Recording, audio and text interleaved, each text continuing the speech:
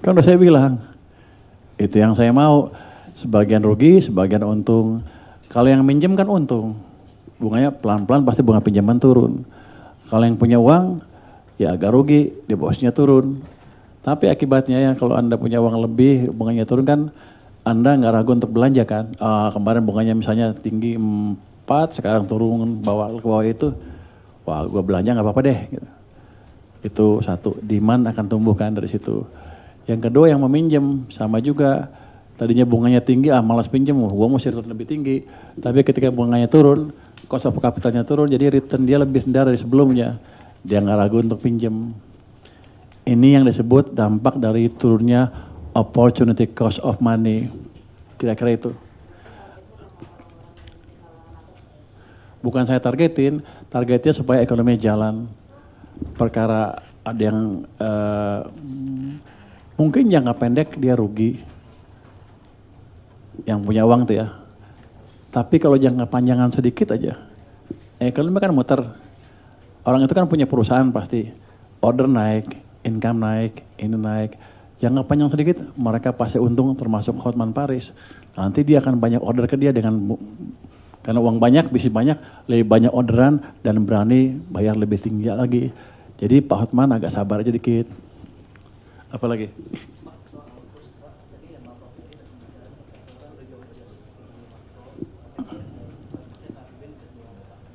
Ini kan hanya jangka pendek aja ya. Saya pikir karena ada kesalahpahaman pasar terhadap kebijakan yang katanya saya yang nentuin.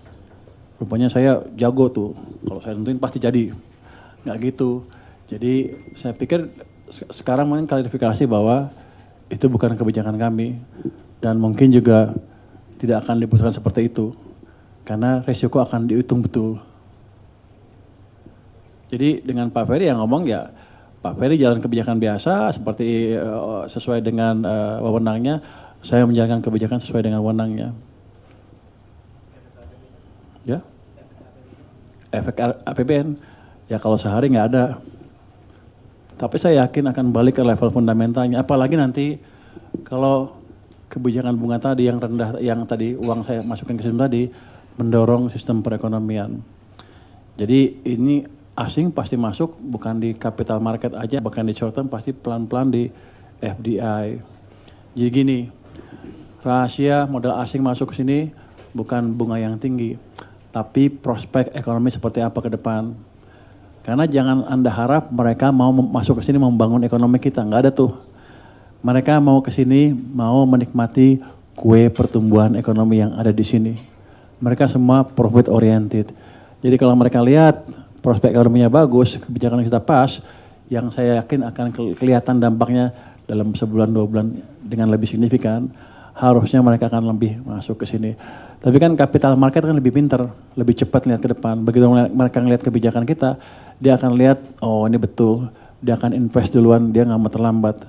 Makanya Anda lihat kan minggu lalu akhir kan asing udah mulai masuk kan besar, yang domestik takut. Ya agak aneh. Asing masuk, rupiah melemah. Karena yang tadi ekspektasi yang berbeda dari pelaku pasar domestik. Apalagi Anda hembus-hembuskan, media hembus-hembuskan kan, oh bunga akan 4% dolar. Itu otomatis men-trigger keinginan untuk switch dari rupiah ke dolar. Jadi manusia itu kalau kita lihat ya, yang mendrive mereka kalau business entity itu profitability. Sama perusahaan begitu, Anda jago gitu, orang juga begitu. Nah kita akan kendalikan di sana. Pak, terkait dengan revisi undang-undang BUMN yang akan dibawa ke paripurna, apakah sudah ada langkah-langkah dari Kemenkeu Pak terkait hal tersebut? Silakan. Melanjutkan ya Pak, biar nggak kepotong yang soal 4% ini Pak. Artinya kalau memang ternyata kebijakan ini setelah dievaluasi malah justru menimbulkan lebih banyak resiko misalnya shifting, apakah akan ada evaluasi dari KSSK untuk kebijakan ini mungkin dievaluasi lagi atau seperti apa? Kebijakan ini belum sampai ke KSSK. Di kantor presiden pun belum selesai analisanya. Jadi ini sebagian mungkin offside, saya nggak tahu dengan bocoran dari mana sehingga melakukan hal itu. Tapi pada dasarnya belum sampai ke KSK.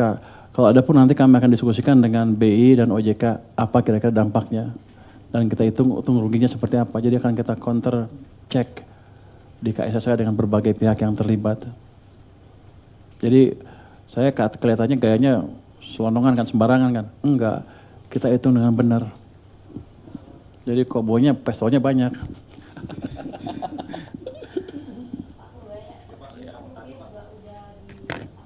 Masih rupiah dulu ya Mas, bentar.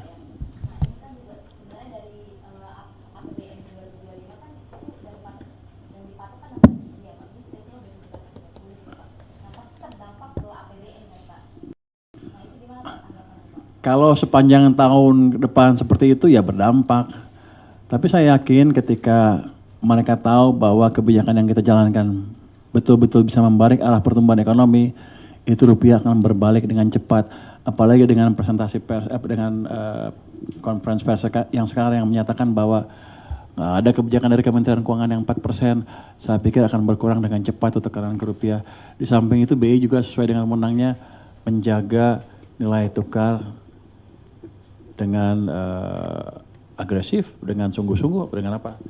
Sesuai dengan peran mereka. Saya pikir nggak lama akan balik lagi.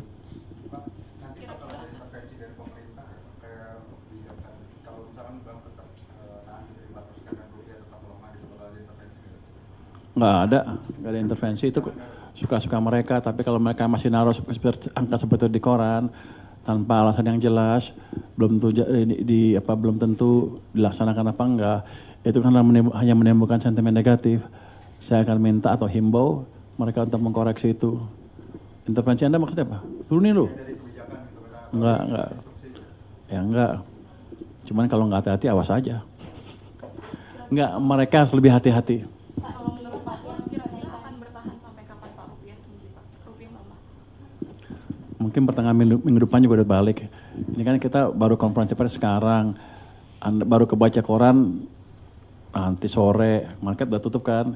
Senin baru mulai ini, Selasa, Rabu mesti udah balik ke level yang ini. Hitungan saya yang jelas gini, fondasi ekonomi kita akan membaik terus ke depan. Kita menjalankan kebijakan untuk mendorong ekonomi, enggak main-main. Bank sentral juga sinkron dengan kami, tujuannya sama. Menjaga stabilitas ekonomi dan menciptakan pertumbuhan yang lebih cepat. Supaya kita semua kaya bareng-bareng lah gitu. Amin.